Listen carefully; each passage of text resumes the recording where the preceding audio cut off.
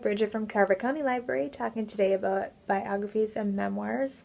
One that is upcoming that I'm excited to read is a book called Crying in H Mart by Michelle Zahner. She was a club book author, so you can always hop on there if you want to hear about her as a person and a little bit more about her book. But this book is a memoir about her mother and her journey through the grief process by experimenting with some of the Korean dishes that her mother lovingly taught her as a child, and by going to visit Korea and learn about the history. So it's a journey for knowledge of her own history and also from cooking. Another book that I would like to highlight is a book by Matthew McConaughey called Green Lights. It's also a memoir biography, but he doesn't really state it as a story about his life or himself. He looks at his memoir as a journey and the things that he wrote down that felt important to him for the last 35 years. So he's 50 now, and he began writing down his thoughts about his mistakes, and he says not necessarily the things he wants to remember, possibly the things he wants to forget, but these are his thoughts and kind of a diary in the last 35 years for his journey in life.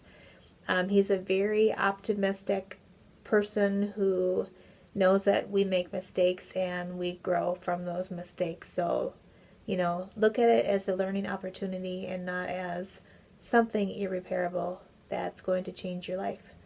But I think this book could change our lives by helping us understand we all make mistakes and that we grow from those mistakes. So mistakes aren't always a terrible thing. But anyway, this is Matthew McConaughey's book, Green Lights. Check them both out. Have a good day. Thanks. Hi, I'm Maren from Chanhassen Library, and I have a couple of memoirs that I'd like to talk to you about. The first one is called The Salt Path by Rainer Wynn. And it was really a fascinating read for me that took me away to the southwest coast of England.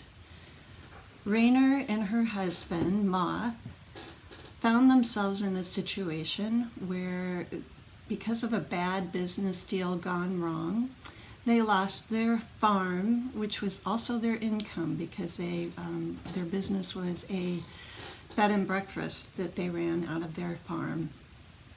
And so they lost everything they had in a 2-year battle with a lawsuit about this investment deal that they had with a friend that left them basically penniless and homeless.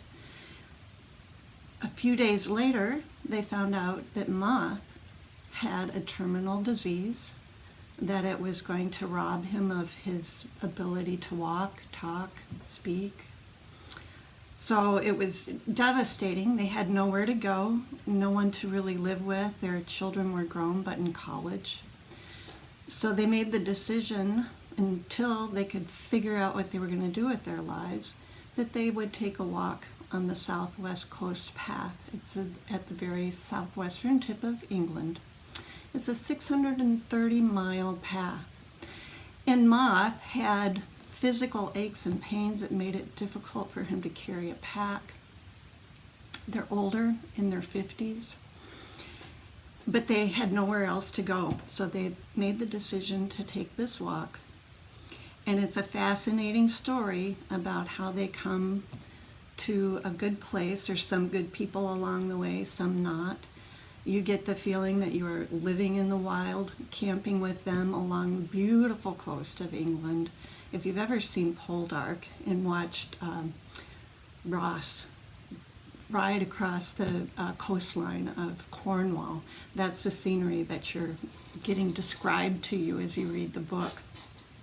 So it's beautifully written with lots of descriptions of the nature around them, but also how they came to redemption. Moth is still going and doing okay, and they do come out okay in the end, and really it's a transformative experience for them.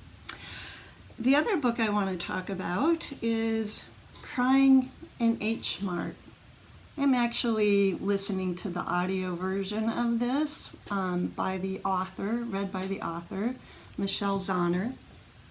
And she's a musician. Her group is called the Japanese Breakfast. And she is Koresian and Caucasian descent. Her mother is from Korea, and her mom and dad met overseas when he was a soldier. And so she always struggled with her identity being biracial and trying to deny her Asianness or her Korean heritage. She was very rebellious as a teen and was constantly fighting with her mom. But the one thing they did bond over was the Korean food that she made with her mother. She gets a notice that her mom has terminal cancer. She makes a decision to leave her career and go home and take care of her mother. And so this also is a redemptive story of how she comes to terms with her mom, helps her through the end of life. And she finds herself crying in the H Mart. The H Mart is a Korean grocery store where you can find the ingredients nowhere else that you could find for Korean food. And she found herself crying in the H Mart, realizing, who's going to tell me which noodles to buy to make this Korean dish that I've come to love and associate with my mom. So it's a sweet redemptive story also, read by her, and it's full of food memories. So it's a great read or listen. We do have it available in our Libby app if you're interested in the audio version of it. So I hope you have a chance to take a look at either one of these books. I would highly recommend them. Thanks for watching.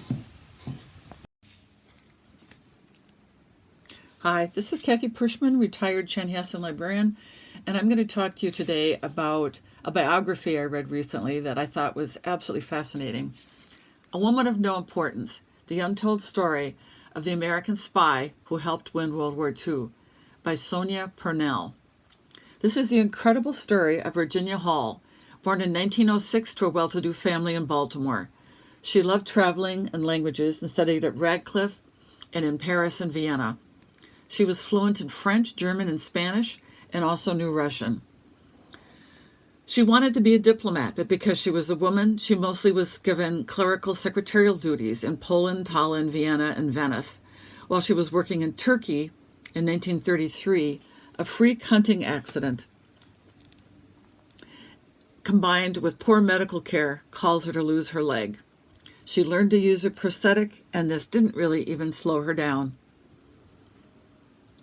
After France was invaded by the Nazis, she lobbied in London to be given resistance duties in the Free France area. And she was there, near Lyon, from 1941 until the end of the war.